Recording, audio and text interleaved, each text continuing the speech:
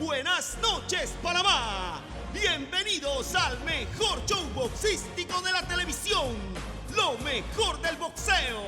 Ahora los dejo en compañía de Juan Carlos Tapia. Salud amigos, como siempre, la primera parte del programa son nuestros comentarios. Miren, estando en Buenos Aires, veo una noticia en pequeño, pero afortunadamente era en pequeño. Pero el daño que nos hace es tremendo. Fotos de turistas caminando para llegar al aeropuerto porque había un bloqueo de unos camiones que no tenemos la menor idea qué era lo que estaba pidiendo, o por lo menos en la noticia no explicaba. Yo me pregunto, ¿cómo es posible que en Panamá, por cualquiera estupidez, el gobierno permita que se detenga la libre circulación, cuando es una obligación de todos los gobiernos de impedir que alguien detenga la libre circulación? Eso es un delito que tiene cárcel. Pero bueno, ¿por qué los paros?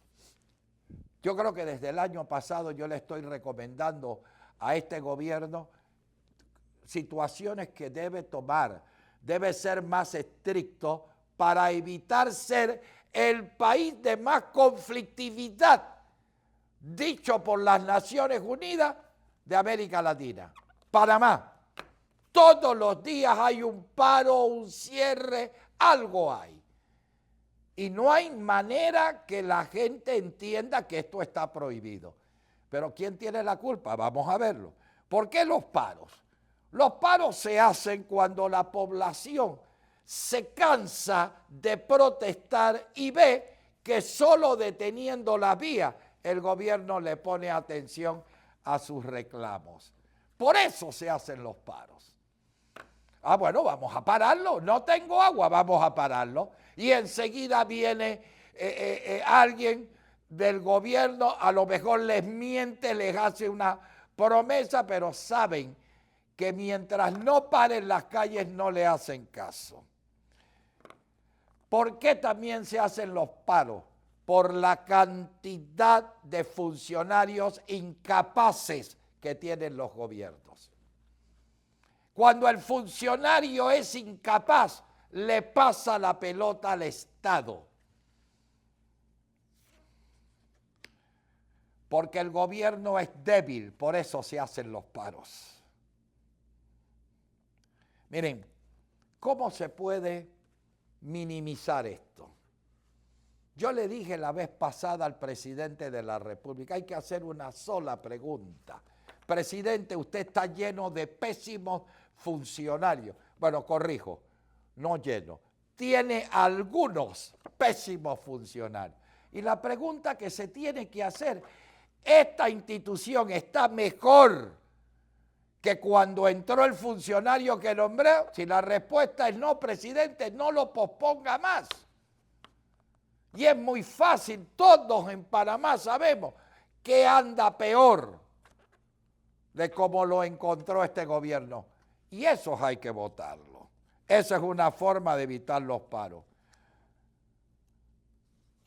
Yo me pregunto, aquí a nadie se le ha ocurrido poner a ningún presidente una oficina de queja con rango de ministerio, que ese individuo reciba o que esa oficina reciba la queja, investigue y si no se le da seguimiento por el funcionario a donde se está quejando, reportarlo y destituirlo. No tenemos agua. ¿Por qué no hay agua? Hay que darle una explicación porque la mayoría de los cierres son por falta de agua. Hay que darle una explicación a esa gente y mientras tanto proveerle una situación. Pero si el funcionario no hace nada y dice esto que lo resuelva el Estado, entonces ¿qué hace la gente que para? No, aquí no queremos hablar con ningún director, queremos hablar con el presidente. Imagínense ustedes hasta dónde hemos llegado. Miren ustedes, por ejemplo, quejarse de que hay taxis piratas en Panamá que no tienen la placa y el director de la ATTT dice, este no es mi problema. Imagínense ustedes, este problema lo tiene que resolver el presidente. ¿Esto qué es?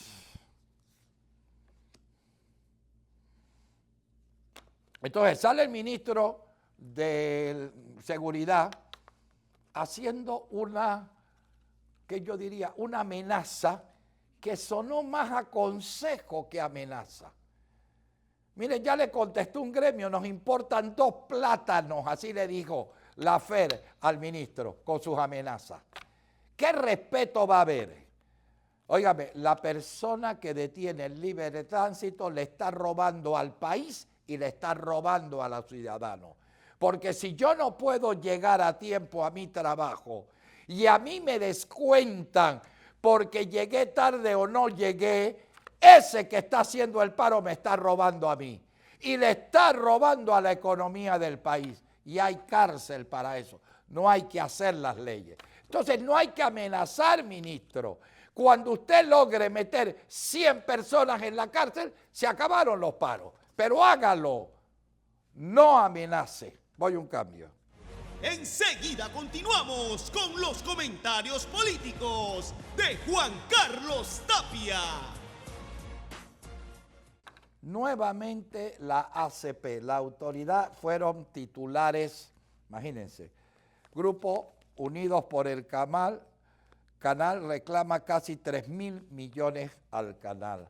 Reclamo al Estado por 2.000 millones, pero esto no es Grupos Unidos por el Canal, esto es SACIR. Salini Impregilio varía argumentos. Titulares que me encuentro yo a mi regreso de vacaciones. Miren ustedes esto. Todo esto se venía a venir. Se veía venir. Todo esto se veía venir. Desde que se otorgaron las licitaciones. Mire, el día que se haga una investigación profunda dentro de la ACP, se van a encontrar bellezas. Mire, acá esto ha sido manejado de manera totalmente irregular, por no decir otra cosa. Desde la licitación, fíjense ustedes la licitación original de Grupos Unidos por el Canal, 3.118 millones de dólares, por debajo de lo que habían calculado conservadoramente los técnicos del canal, que era 3.200. La que le seguía, 4.185. Y la más seria, que eran 2 japonesas y una americana, 5.981 millones de dólares. Ustedes se acuerdan que hace año y medio, más o menos, cuando yo empecé esta crítica, dije que al final nos va a costar mucho más que lo que ofrecía la empresa norteamericana con la japonesa. Y probablemente muchos se echaron a reír. Miren ustedes esto.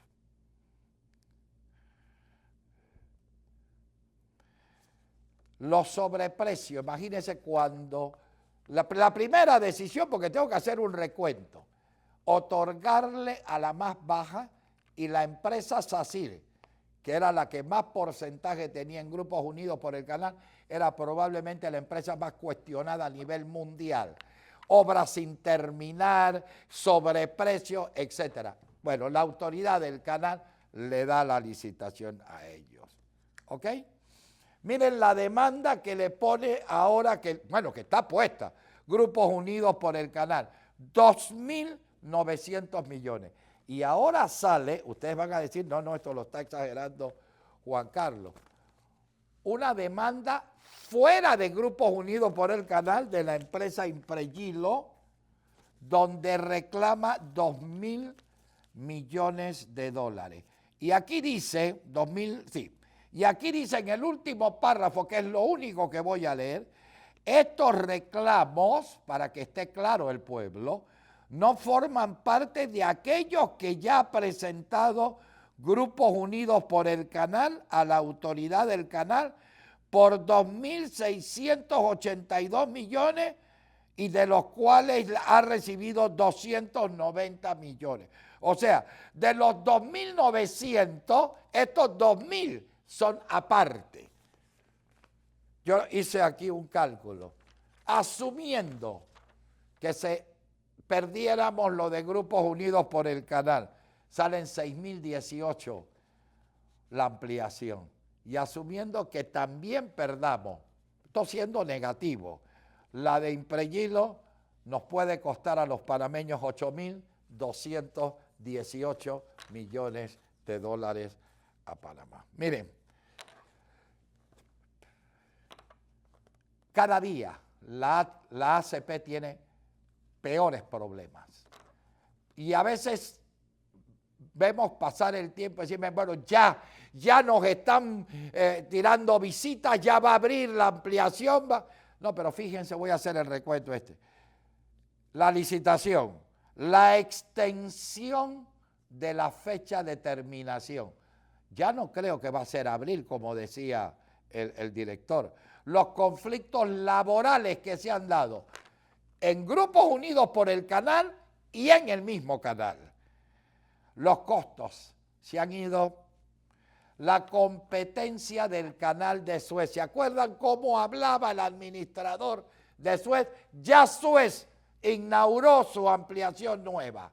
Y él decía que esto no nos va a representar una competencia para Panamá. Bueno, ahí la tiene. Disminución, que fue lo último que inclusive debieran explicar esto un poco más. Pidieron disminución de carga en el canal actual de los buques de contenedores que están pasando por el bajo calado, por la falta de agua que tenemos, han pedido que los barcos vayan con menos carga. Eso significa menos peaje para Panamá, aunque lo quieran disfrazar. Ahí es por peso que se cobra. Y esto es preocupante. Cuestionamientos a distinguidos miembros de la Junta Directiva de la Autoridad del Canal. Que yo fuera esa persona que están cuestionando y liberaría al país de una carga más y a la ACP y renunciaría. Estoy hablando de Corchones, que es miembro de la Junta Directiva. Lo menos que debe hacer él para no hacerle daño mientras duren las investigaciones es renunciar de la Autoridad del Canal. Los resultados cada día se ven peor. Y todo por una pésima administración. Lo siento mucho, pero es una pésima administración. Voy a un cambio comercial. Quédese con nosotros, que al volver continuamos con más de los comentarios políticos de Juan Carlos Tapia. Medidas cautelares. Las medidas cautelares vienen en orden de menos severa a más severa. La menos severa es la que te ponen país por cárcel, es decir, tienes que ir a firmar una vez cada 15 días, hay algunos que lo ponen a firmar una vez por semana, conozco de casos que los ponen a firmar 3 veces por semana, pero esa es la menos drástica, la más leve, la país por cárcel. La siguiente es casa por cárcel, que tienes que estar dentro de tu residencia y no puedes salir. A menos que sea un asunto de urgencia médica y tienes que solicitar permiso. Y la más severa es la detención preventiva, que te mandan a la cárcel preventivamente. Esta es la medida que menos deben usar los fiscales a menos que se trate de delitos importantes, de delitos serios y que cuya vinculación a ese delito conlleven penas altas y otros elementos más. Usted se habrá hecho esta pregunta: ¿por qué hay en las cárceles gente que debiera estar en su casa y están en sus casas gente que debiera estar en la cárcel? Claro que hay justicia selectiva. Ese cuento de que en Panamá no hay justicia, por supuesto que la hay. Y eso influye la afiliación política, la situación económica, las amistades que tú tengas, etcétera, etcétera. Por supuesto que hay justicia selectiva en este país. Hay muchos, y no quiero lastimar a nadie con los nombres, que están en la cárcel que pudieran estar perfectamente bien en su casa, sin salir de sus casas. Y hay gente que está en la casa que debieran estar en la cárcel, porque están vinculados en muchos delitos.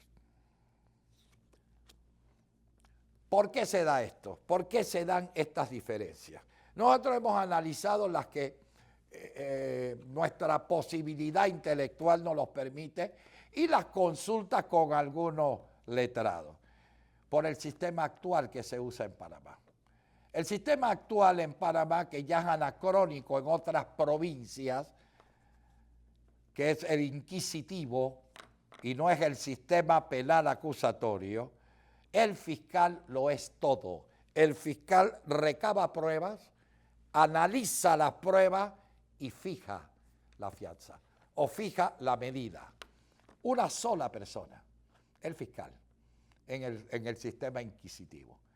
Si esto se diera en un sistema, si Panamá tuviera el sistema penal acusatorio ya vigente, muchos de los que están en la cárcel estarían en la cárcel y viceversa. Y viceversa. ¿Por qué? Porque en el sistema penal acusatorio el fiscal solo recaba pruebas. El que analiza y fija la medida cautelar es un juez de garantía. Ya no es una sola persona, no es el mismo que investiga, es otro. Entonces, por esa razón es injusto el sistema inquisitorio. Los fiscales, en este caso, por ejemplo, en el caso que está pasando en Panamá, ese fiscal que lo hace todo, recaba, analiza y fija la medida cautelar. No son robots, no son máquinas, no son computadoras, son seres humanos con sentimientos, bondades, maldades, complejo, piedad, odios, etcétera. Y esos factores, como seres humanos, nos pueden en un momento dado afectar. Y usted verá que esa persona, ¿por qué está en la cárcel y el otro está en la casa? Es que a lo mejor le tocó un fiscal que disfruta más con el mal de otro y el otro le duele tanto o más el dolor de otro. Es la única explicación que se da, porque son seres humanos. Entonces, al ser personas que somos objeto de cometer errores, porque el ser humano no es perfecto, deben analizar. Óigame, si el delito conlleva una pena, en el peor de los casos, que lo condenen, de 2 años, por ejemplo, ¿para qué usted le va a meter detención preventiva si cualquier pena de 2 años es conmutable a 10 multas? Entonces usted lo va a poner en la cárcel y cuando lo condene, él paga lo que tiene que pagar y no va para la cárcel, cuando ha podido dejarlo en su casa. O el país por cárcel, si era un delito. Por ejemplo, a una persona mayor de 70 años que no es un delito grave, por ejemplo, ¿para qué lo vas a meter en la cárcel si aunque lo condenen, esa persona va a solicitar pasar los días de arresto en su casa? Entonces, imagínese que a usted, porque le tocó un fiscal que a usted no le gustó, usted no le agradó, le tiene envidia, tiene complejo y dice, vas para la cárcel. Y tú alegas durante toda esa detención que tú eres inocente. Viene el juicio y eres inocente. ¿Qué pasa? Puedes demandar al Estado y puedes demandar civilmente a ese fiscal y dejarlo en la calle. Y yo no sé si los fiscales son conscientes de esto. Pero tienes que probar que hubo mala fe en la actuación de ese fiscal. Entonces, ¿qué es lo que pedimos? Señores fiscales, la última, porque es que esto no es llenarle el apetito al pueblo este que está cediendo. Yo si quisiera que todos los que le robaron a mi país caigan a la cárcel, condenados. Esa es la mayor ambición que yo tengo. El que le robó un real a mi país, que vaya a la cárcel. Pero es que en el camino te puedes equivocar. Entonces no hay que complacer. El hecho de meter una medida cautelar no significa que tú lo estás exonerando. Ese hombre mañana que está en la cárcel, en la casa, en casa por cárcel, puede ser condenado y va a la cárcel. Pero es la medida cautelar, la detención preventiva, la más severa. Utilícenla cuando realmente se justifica. No porque sencillamente se la cree de mucho y vamos a meterlo a la cárcel. No. Hay otras medidas cautelares. Si la palabra final no la tiene el fiscal, al final la tiene el juez cuando se juzga a la persona. Y ahí sale. Pero imagínense ustedes cuántos casos de injusticia se han dado, de gente que se ha pasado años en la cárcel y después salen libres. ¿Quién le paga ese dolor a esa familia, a esos hijos, a esa persona que estuvo encerrado de manera injusta? Yo hago dos súplicas, si es decir, a los fiscales que sean bien moderados en sus decisiones y que sean igualitarios. No porque este es panameñista no va y este que es PRD sí va. No. Que haya igualdad, que no haya diferencia, sino que se analice el delito. Y segundo, que entre lo más pronto posible a nuestro país el sistema penal acusatorio. Voy contigo, Antonio.